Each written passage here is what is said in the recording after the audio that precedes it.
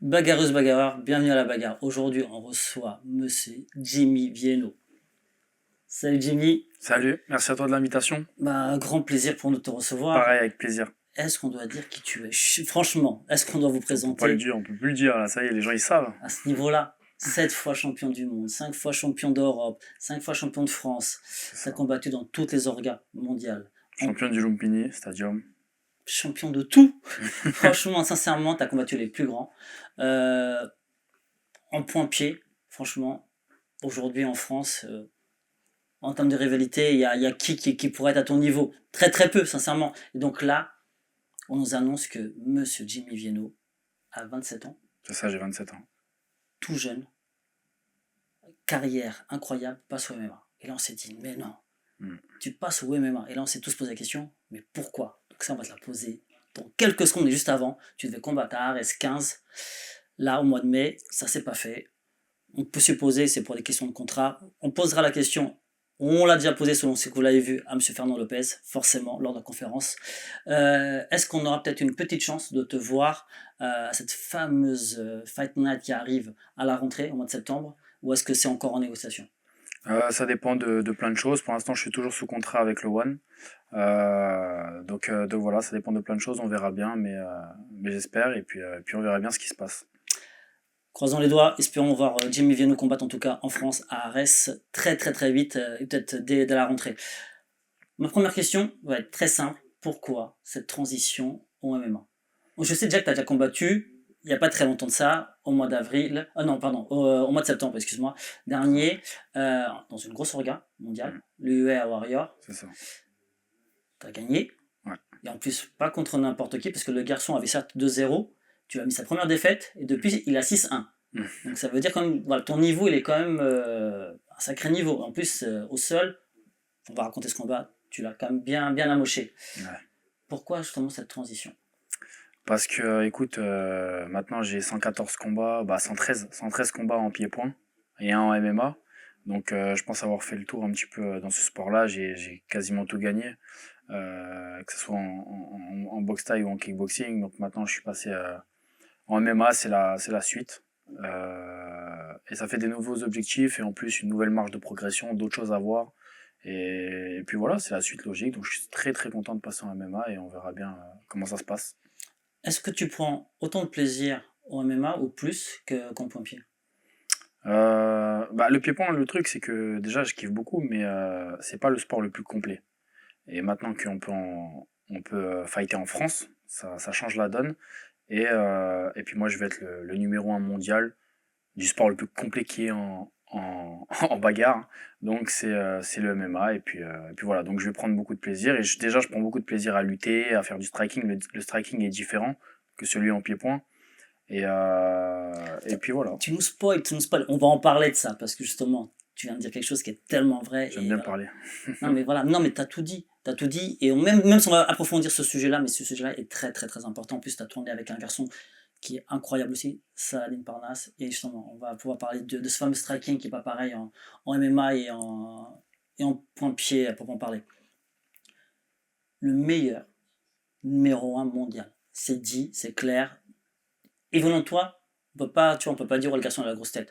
Hmm. On sait ce que tu as fait. Il y a l'épreuve derrière, hein. Voilà, c'est ça. Tu es là. Et comme je disais juste avant, tu es parti au Warrior, tu as combattu, tu n'étais pas à la maison, tu étais à l'autre bout du monde et tu as fait un combat, franchement.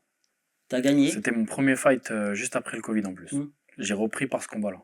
Tu as repris parce combat là, c'est Ouais. ça. Un truc en plus où tu pas à l'aise normalement. Ouais, voilà. Donc je m'étais bien entraîné, dur et tout en plus avec mon équipe, mais c'était un combat prise de risque.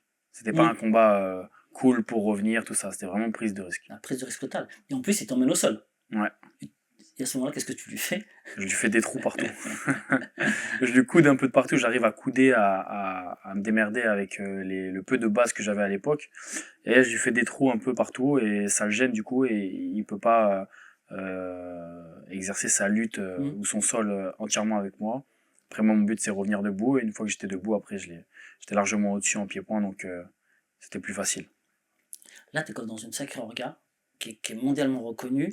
Et on nous dit, ouais, tu vas signer à Arès. Même si c'est pas fait, voilà, aujourd'hui, mais c'est l'idée, quoi. L'idée, une orga française, la numéro 1 en ce moment. tu te dis, qu'est-ce que tu te dis, pourquoi tu signes en France, dans une orga française? Voilà. Déjà, j'ai pas signé, Non, non, oui, oui, non. c'était pour parler tout ça, mais ça m'intéresse évidemment. Et suivant après que ça, quand le contrat du One sera fini ou pas, on verra bien. Mais après, peut-être, ouais, on est en France, et Fernand Lopez, il organise un événement franchement superbe. Il met en valeur les jeunes fighters qui sont là et il les met en lumière. Et ça, c'est franchement, c'est un pionnier du MMA français, donc faut en profiter parce qu'on a de la chance d'avoir des gens comme lui. Mais après, il y en a d'autres. Mais en tout cas, lui, pour moi, c'était, euh, c'était une évidence. Déjà, on avait parlé avant que je signe au One pour un combat avec lui. Ça s'est pas fait à cause de raisons différentes, des emplois du temps, de tout ça. Mais ça ne serait que tarder, et c'est le but. Et puis, voilà, on est en France, on est chez nous, la famille peut venir nous voir. Moi, j'ai boxé beaucoup, beaucoup à l'étranger. Donc là, ça fait plaisir de boxer en France, en plus dans une bonne orga tremplin. Donc voilà, faudrait être bête pour choisir autre chose, quoi. C'est-à-dire que, grosso modo, en termes de motivation, combattre en France, devant sa famille, devant son public, et comme tu dis, Ares a cette fameuse, parce qu'on a pas mal de combattants d'Ares qui signent ensuite à l'UFC. Donc l'idée, ce serait de venir marquer de ton empreinte l'orga, prendre la ceinture, parce que vu ce que tu dis, forcément, c'est pour aller chercher la ceinture. Si je viens dans une orga, c'est pas pour rien. C'est ça qu'on aime en toi, c'est ça, cette motivation, cette détermination. Quelle catégorie d'ailleurs? 70. 70. On reste. Partout, je boxe à 70 kilos. En pied-point, je boxais des fois un peu 74, 75, 77 des fois. Mais en général, ça a toujours été 72,5, 70. Et là, en MMA, c'est une nouvelle base, bien structurée, bien tout ça. J'ai beaucoup discuté avec mon équipe et ma nutritionniste. Et on a dit que 70, c'était le mieux pour moi. Et en plus, j'ai l'habitude dans ce poids-là. Donc. Là, tu viens de dire quelque chose de très important, c'est que lorsqu'on compare à d'autres strikers de très haut niveau, que ce soit un Cédric Doumbé, que ce soit plus récemment un Alex Pereira, qui ont du mal à faire le poids, parce que justement, on ne perd pas de la même façon, parce qu'on prend de la masse en lutte et tout. Ouais, tu te développes, bien sûr. Tu te développes, tu prends du muscle, donc c'est plus difficile de. C'est un sport qu'on n'avait pas l'habitude de faire. Donc, il y a de la lutte, il y a du PAM, du corps à corps en boxe taille, mais c'est pas le même. On sert pas pareil. En boxe taille, on joue beaucoup sur l'équilibre de l'autre, sur tout ça. Donc, c'est pas de la force pure comme la lutte. Donc, forcément, tu te développes plus. Et moi, je me suis développé plus. T'as pris plus. J'ai pris du gab en faisant de la lutte. Et t'as pas peur que. Parce qu'on sait que c'est plus difficile, parce que par rapport aux muscles, de cutter, ça te. Justement, le fait de travailler en amont avec ta nutritionniste, ça va te permettre justement de. Déjà, elle a l'habitude de ça. Donc, elle est très forte. Elle a l'habitude de ça. J'ai confiance en elle. Après, moi, j'ai fait toutes les pesées qu'il y a imaginables, qui existent au monde. Que ce soit des pesées sur une semaine, tous les jours, des pesées hydratation, des pesées normales. J'ai fait toutes les pesées qui est. Donc, on a l'habitude, on a l'expérience. Si je dois perdre plus de poids, je vais rester dans cette caté quand même, mais je m'y prendrai un petit peu plus à l'avance. Je contacterai Cécile, ma nutritionniste, qui me fera un programme adapté à ce nouveau changement. Mais on va rester professionnel et on reste sur la KT. T'as un nom de famille, comme ça, pour ceux qui sont intéressés pour aller voir un nutritionniste. Ouais, j'ai pas de nom de famille. T'as pas de nom de famille. Ah, je rigole. Il est compliqué à dire son nom, tu vas m'en vouloir. Elle s'appelle Cécile, mais je vais marquer, c'est sur son Insta plutôt, attends, je vais te le dire dessus, j'ai pas envie de dire. On va vous le mettre en lien. Non, mais laisse. On vous le mettra en lien, promis juré, sous la vidéo. On vous mettra son Insta. Y a pas de souci. Je vais le dire quand même, parce que voilà, Fight Nutrition Academy, Cécile. Fight Nutrition Academy. Vous allez sur mon Instagram, Jimmy Vienno, et elle sera dans mes amis. Bien sûr qu'on connaît Fight Nutrition. Bah oui, Academy. C'est elle qui s'occupe de moi et elle s'occupe de plein d'autres athlètes aussi. Donc. Vous savez maintenant qui contacter. Revenons à ta KT. Imaginons, tout se passe bien, t'es à Arès, t'as signé dans cet orga, tu cherches la ceinture, 70 kg. Aujourd'hui, t'as un combat, forcément, il faut arriver à ces fameux 5 combats pour pouvoir, entre guillemets, chercher la ceinture, parce que on sait qu'en dessous, on est limité sur la fameuse règle, plus même ça a changé, plus 5. Donc, qui vois-tu dans cette catégorie-là, qui, entre guillemets, pourrait actuellement, peut-être un Damien, même si Damien aujourd'hui descend de 66. Damien... Je pourrais pas dire parce que je le connais pas, je les connais pas, je connais personne dans cette catégorie-là, dans cet orga. Donc je connais les grosses têtes de l'UFC, mais pas ceux-là. Donc on verra bien. On verra bien. En parlant de combattre en UFC, tu as eu l'occasion justement de combattre, de sparring avec le frère de Damien, Taylor. Euh, Ouais, d'ailleurs, je m'entends très bien avec lui et ça fait un moment que je le connais et j'aime beaucoup cette personne-là. Donc, qu'est-ce que le fait de s'entraîner avec un Taylor, justement, quelqu'un, Taylor Lapillus, donc quelqu'un qui connaît très bien l'UFC, on connaît le niveau de Taylor, hein, voilà, et qui a été champion chez RS aussi. Qu'est-ce que tu as vu, entre guillemets, qu'est-ce qu'il a pu te donner, tu vois, en t'entraînant bah, quand avec lui? j'avais tourné avec lui c'était en striking, hein, en Hmm. pied-point à l'époque, parce que je m'étais pas encore mis au MMA, c'était il y a au moins 3 ans. Donc je pense que j'avais 24, 25 ans. Et on avait tourné avec lui en striking, donc c'était régalé d'ailleurs. Et puis il m'avait montré une technique au sol. Hmm. Je me rappelle, il m'avait montré une technique au sol pour passer la garde, tout ça. D'ailleurs, je le remercie parce que c'est le premier à m'avoir montré une technique de MMA euh, au sol, quoi. Et non, mais voilà, ce sont des garçons généreux. Ils partagent. Ouais, bien sûr. Et en parlant de garçons généreux, je sais que tu t'entraînes aussi avec un monstre, l'un des meilleurs dans la catégorie de 70 kilos, Saladin Parnasse. Ouais, j'ai fait un entraînement avec lui, ouais. Alors, Mais ça remonte aussi, hein, ça fait un moment, hein. Et c'était que en pied-point. c'était encore Pépin. Que en pied-point. Alors, Je venais de sortir d'un combat, j'avais boxé il y a 4, 5 jours. hmm, Et puis je connaissais quelqu'un qui m'avait dit, ouais, qui était dans ce club-là. Et puis après, j'ai été mettre les gants avec eux. Franchement, très bonne ambiance, très sympa. La Hatch Academy, ouais. super bien. Et j'ai mis les gants avec lui pendant, je crois que j'ai fait un round ou deux, je pense. Franchement, super bien. On a bien échangé, c'était bien. Alors, qu'est-ce que. Voilà, là aujourd'hui, toi qui es un spécialiste, quel spécialiste du point-pied, ou du pied-point selon. Du pied-point, on dit. Ouais, et qu'est-ce qui fait que. Qu'est-ce qui diffère avec le MMA? Le Euh, striking pur, on parle, voilà. ouais, le striking pur, moi en MMA, je pense, hein, qu'on est moins généreux c'est normal, que le Hmm. striking, parce que la boxe thaï, par exemple, ou encore plus le kickboxing, parce que la boxe thaï, c'est un sport de combat où c'est beaucoup sur un ou deux coups, mais très puissant. Le kick, c'est plus des combinaisons d'anglaises et on finit avec des jambes ou n'importe, c'est autre chose encore.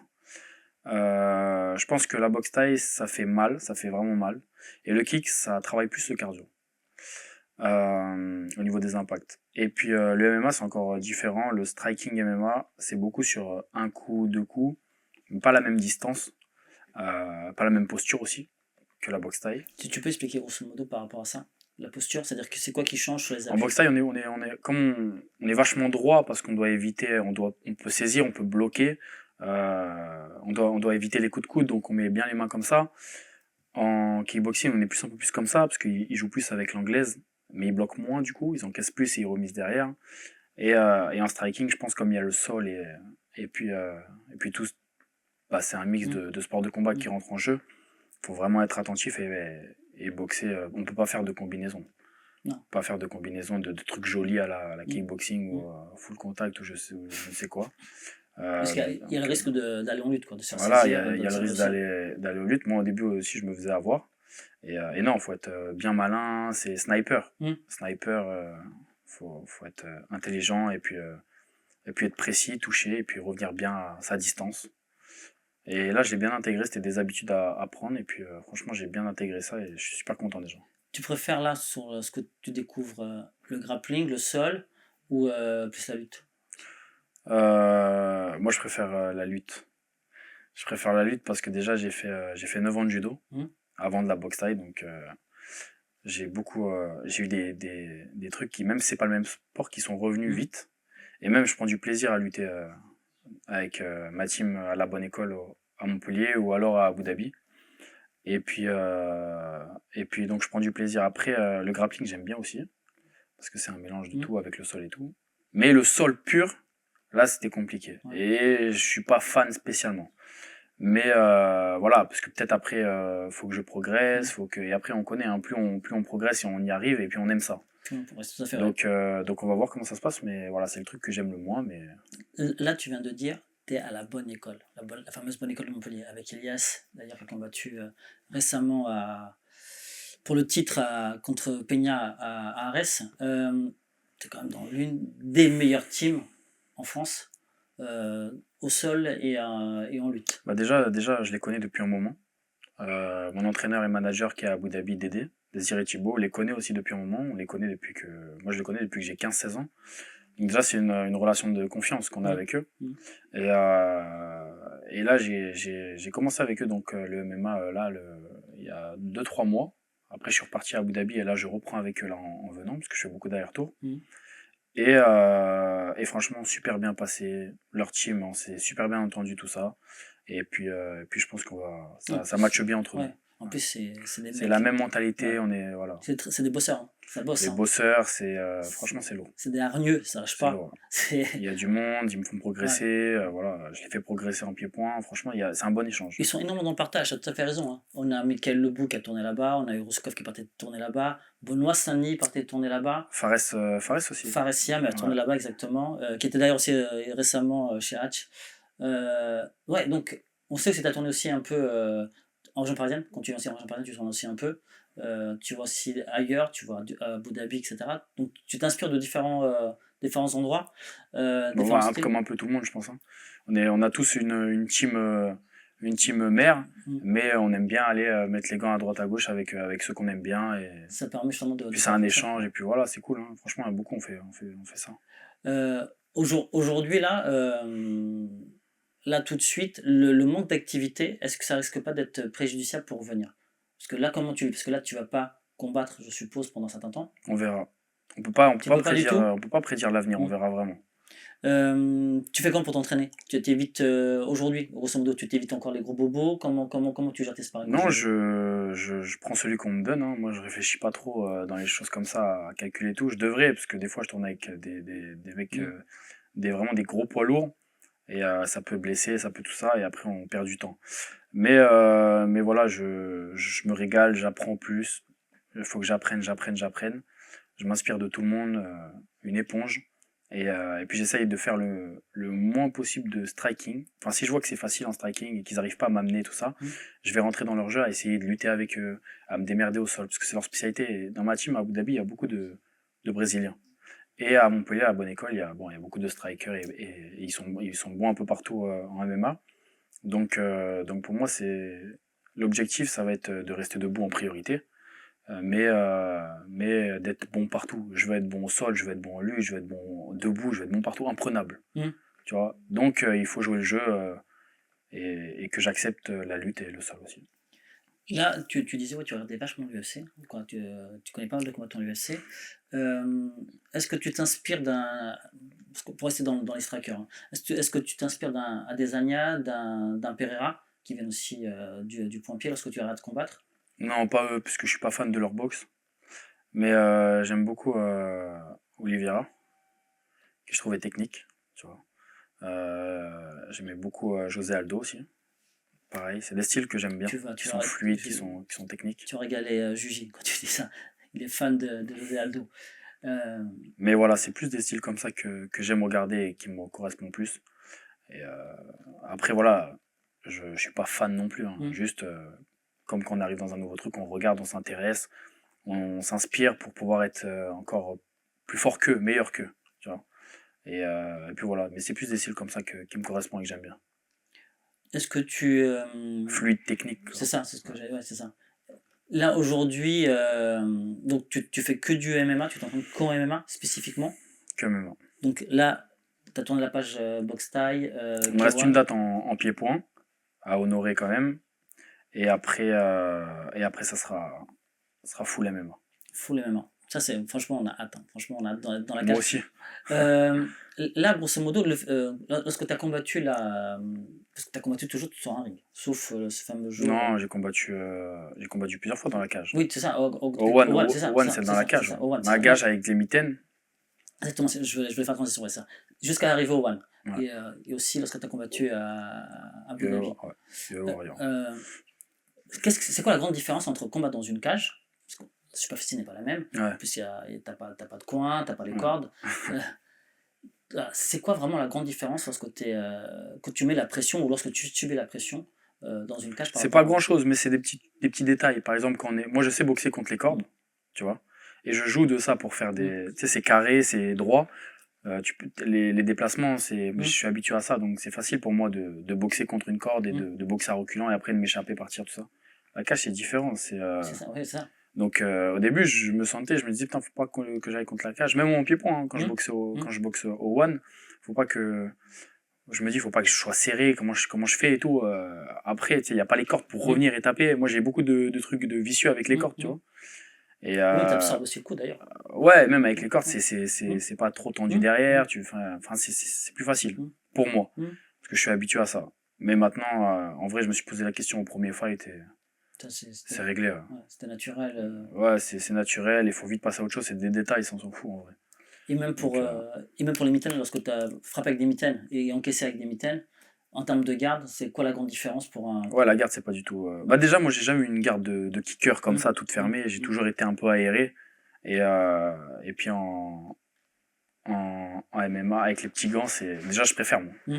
J'adore. J'adore faire du striking avec les petits gants. Il y a des trous partout, c'est trop bien.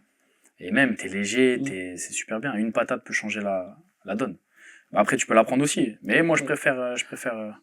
Ouais, mais sauf que là aujourd'hui tu fais du MMA et tu es Jimmy Vino Voilà. avec tout ton background de Jimmy. Tu vois, Déjà. c'est qu'en face tu vas pas avoir des mecs de ce niveau-là. Mais on peut quand même prendre une droite. La boxe, c'est pas des maths.